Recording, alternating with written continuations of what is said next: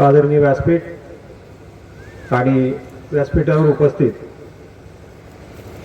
आपल्या तालुक्याचे विकासप्रिय आमदार आदरणीय नारायणबा पाटील आणि सर्वच मान्यवर, सगळ्यांचं नाव घेऊन वेळ घालवण्यापेक्षा आज ही उमेदवारी माझ्याकडे कशी आली याची शंका कुशंका सगळ्यांच्या मनात असेल, त्यामुळे त्याचं आधी स्पष्टीकरण देणं योग्य वाटतं मला. आणि म्हणून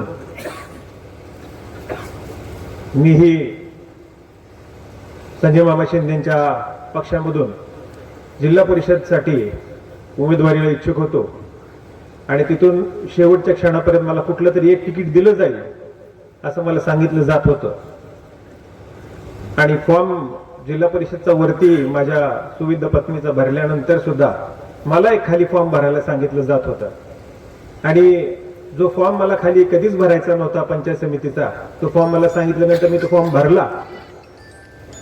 खरं तर मला त्या पंचायत समितीमध्ये उभं राहण्याची बिलकुल ही अपेक्षा नव्हती आणि ती जागाही मला नको होती.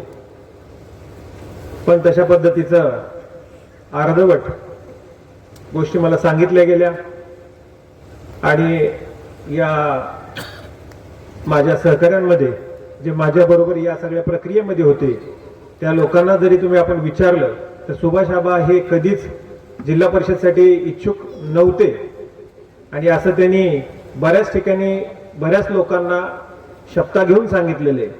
आणि त्यांचं असं ठरलं होतं की जर समजा बागलांबरोबर युती झाली तर मग मी इच्छुक, बागलांबरोबर युती नाही झाली की नितीन राजेंचा बळी देऊ. म्हणजे अशी एक दुहेरी भूमिका ती पॅरलली चाललेली होती. याबद्दलची कुठलीही कल्पना आम्हाला दिली जात नव्हती. आणि तेवढ्यातच म्हणजे बहुतेक परमेश्वरालाच वाटलं असं, बरेच दिवस झाले खूप अन्याय होतोय, काहीतरी आता याच्याकडे लक्ष द्यायला पाहिजे. आणि आबांचा का फोन येऊ नये की बाबा तिकडं उमेदवारी घ्यायला तयार नाही तुमच्या घरचे, तर तुम्ही घेताय का. आम्ही लगेच टायमिंग साधला राजकारणाचा आणि लगेच हो म्हणून टाकलं.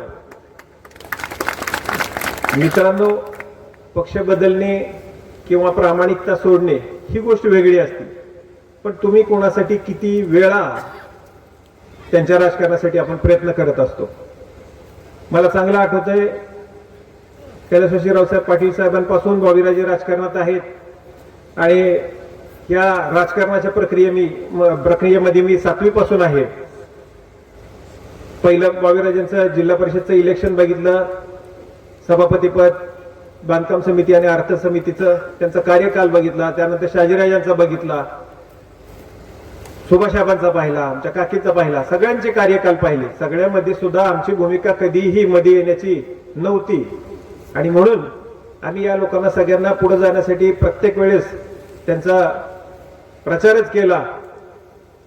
आणि शेवटी जेव्हा आम्ही इच्छा व्यक्त करतो त्यावेळेस जर समजा कोणाला वाटत असेल की आम्ही उभा राहू नये आणि याच्यासाठी सगळी जर विरोधक एकत्र येत असतील तर मग यावेळेला आपल्याला यांची सगळ्यांची ताकद बघावीच अशी माझी इच्छा होती. आणि म्हणून मी आज ठरवलेलंच आहे यांची सगळ्यांची एकत्र झाल्यावरती किती ताकद होती हे आपण जरा पाहायचंय. आता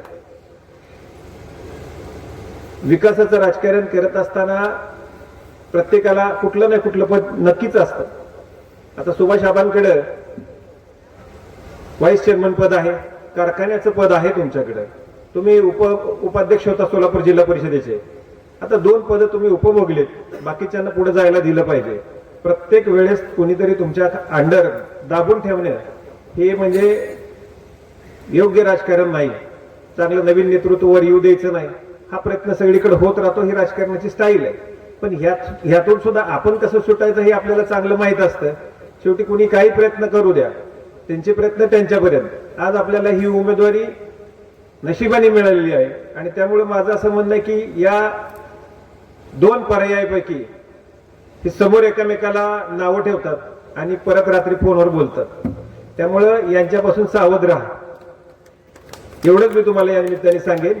कारण ह्यांचं त्यांनी ठरवलेलं आहे, आपल्या दोघांपैकी तिसरा मोठा होता कामा नाही. आणि काही दिवसापूर्वी करमाळ्यात पण असंच ठरलं होतं, एकदा तुझ्याकडे सत्ता एकदा माझ्याकडे सत्ता. आणि सुनील बापूंनी हा जो त्यांचा स्टाईल होती सगळी त्यांची पॅटर्न, हा पॅटर्न मोडून करमाळा तालुका विकास आघाडी या पक्षाला प्रचंड बहुमताने निवडून आणून एक नवीन पर्याय जनतेसाठी उपलब्ध केला. नाही तर त्या करमाळा शहरामध्ये काहीही सुविधा आजपर्यंत दिल्या नाही. ज्या इतक्या सुविधा द्यायला पाहिजे होती इतके वर्ष त्यांच्याकडं पदं होती. त्यामुळे माझं जनतेला एकच आव्हान राहील की काम करणाऱ्याला नक्कीच संधी द्या. आणि आम्ही जर 5 वर्षात काही काम नाही केलं तर आम्हालाही पुढच्या वर्षी पंचवर्षी तुम्ही डावला, आमचं असं काय म्हणणं नाही. कारण काम करायला असेल तरच त्याच्यात फायदा असतो. नाही तर पंचायत समितीमध्ये जाऊन सुद्धा मला तुमच्यासाठी काही सेवा करता आली नसती जशी जी जिल्हा परिषद मधून करता येईल. आणि म्हणून आम्ही आग्रहीचं होतो की आम्हाला जिल्हा परिषदेचंच तिकीट द्यावं. आणि नेमकं तेच तिकीट आम्हाला खूप वेळा मिळत नव्हतं आणि त्याच्यासाठी आम्ही वाट पाहत होतो. त्यामुळे आज आता आपण कोणी कारखान्याच्या बाबतीत तुम्हाला सांगतील, कोणी सांगतील की हे कोणाला भेटत नाहीत काय नाही. मग समजा माझ्याबद्दल सुद्धा काही लोक तुम्हाला सांगायला येतील की हे काही तर राहत नाहीत, हे पुण्याला जातात, हे फोनच घेत नाहीत. एवढं जर सगळं असतं तर आज पश्चिम भागामध्ये माझ्या नावाचा एवढा बोलबाला नसता. तुम्ही कधीही फोन करून बघा, निम्या रात्री 12 वाजता आणि कुठल्याही माणसाने मला फोन करू द्या.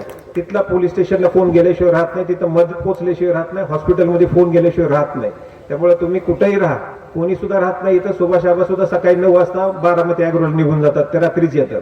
त्यामुळे 24 तास कोणी राजकारण करत असतं, कोणी सेवेत तुमच्या नसतं. हे नुसतं बोलायच्या गोष्टी असतात. त्यामुळं राजकारण करताना नेहमी आपल्याकडे काय आहे त्याच्यात आपण समाधानी मानावं. प्रत्येकाने म्हणजे मागच्या दोन्ही उमेदवारांनी 14 वर्षाचा वनवास तुम्हाला दिलेला आहे. यातून जर तुम्हाला बाहेर पडायचं असेल तर तुम्ही आम्हाला प्रचंड बहुमताने विजय करावं. आणि तुमची जी काय या 2 लोकांनी जे काय खेळ चालवला यातनं तुम्ही तुमची सुटका करून घ्यावं असं मी तुम्हाला या निमित्ताने सांगेन.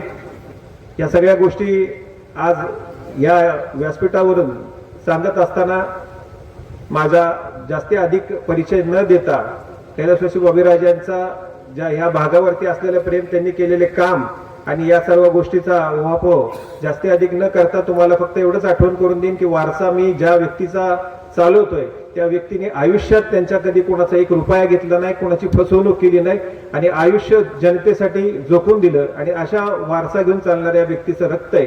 त्यामुळे तुम्ही माझ्यावर निश्चिंत तुम्ही मान टाकावी. तुमचं 100% मी काम केल्याशिवाय राहणार नाही. एवढंच मी बोलतो आणि थांबतो. जय हिंद, जय महाराष्ट्र.